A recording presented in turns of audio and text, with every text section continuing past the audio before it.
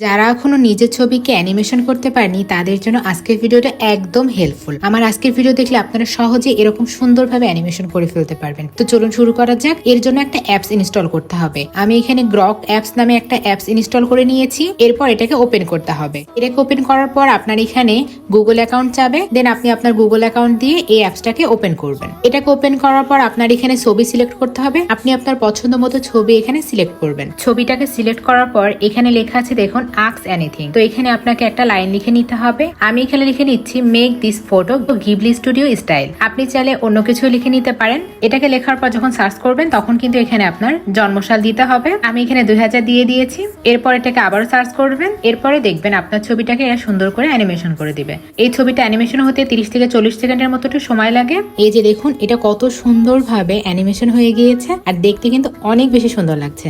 আমার কাছে তো খুবই বেশি ভালো লেগেছে। আপনারাও চাইলে